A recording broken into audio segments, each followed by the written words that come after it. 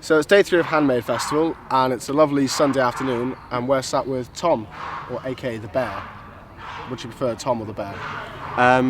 Stage name the Bear, in social situations Tom. Okay, so the Bear then.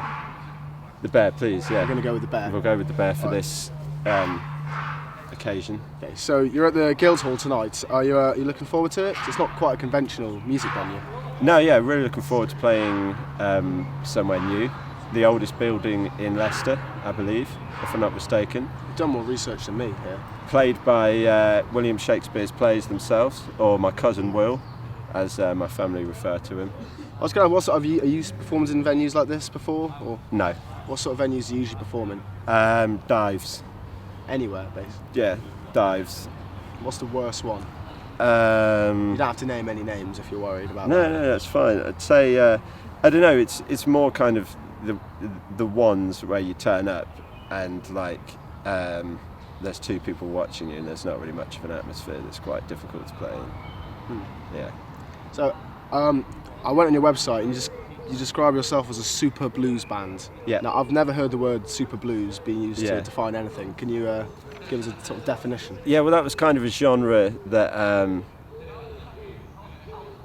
the preacher and I created ourselves, which is based on some of our favourite blues albums, which is a series of albums, one of them called The Super Blues Band, and sequelled by The Super Blues Band, which are kind of collaborative albums between some of the great blues names.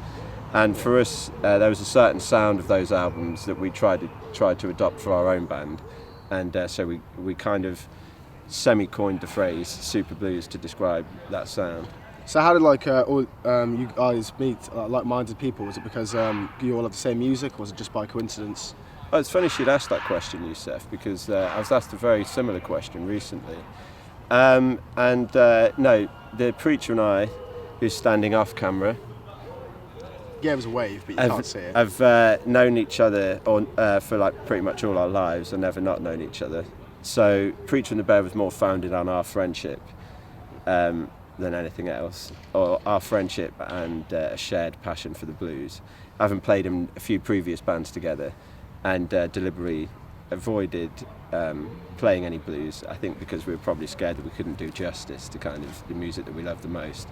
Then after the splitting up of our previous bands, we formed Preacher and the Bear, a full embrace of the blues to try and express the music and feelings that we feel the most. So what sort of influences have you drawn from that you're trying to get across your music? Well, the main influences are the feeling of the blues, which genuinely are feelings that we feel most days of our lives, and I think that's where our passion for the music comes from.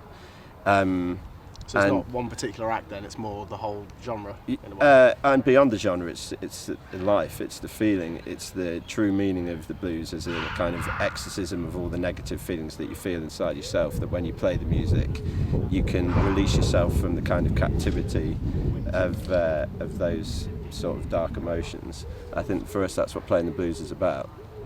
So you're saying if you weren't in a blues band, you'd be negative all the time? And not all the time, but I definitely find playing the blues for me is kind of definitely has a kind of positive influence on my mindset. Yeah.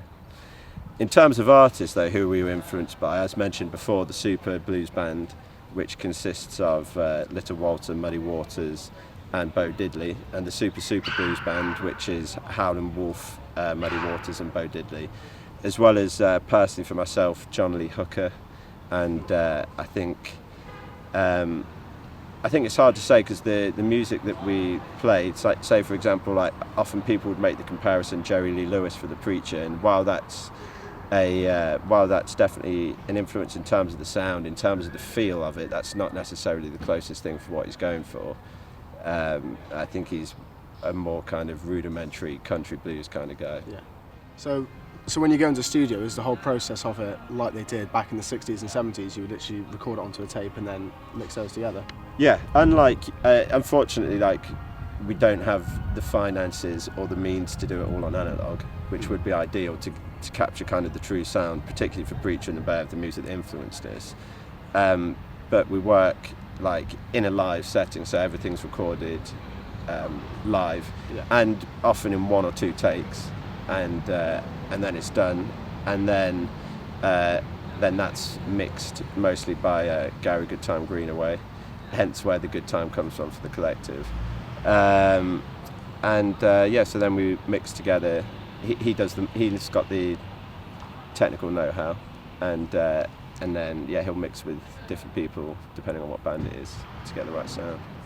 So essentially what you do in the studio is pretty similar to your live shows then? Yeah, as much as possible. I think for us playing live, like again, particularly as I say, for Preacher and the Bear, and Preacher and the Kings, and the Bear and his House Rockers, which are the 2 spin-offs from Preacher and the Bear. That's very much about the live music, and I think that's what we try to capture when we record it, definitely. Okay. So I think there's one last thing we have to do there. It's the selling point that'll get everyone to the show tonight. Okay. Do you want to do the countdown? Yeah. Right, are you ready? 2, 1.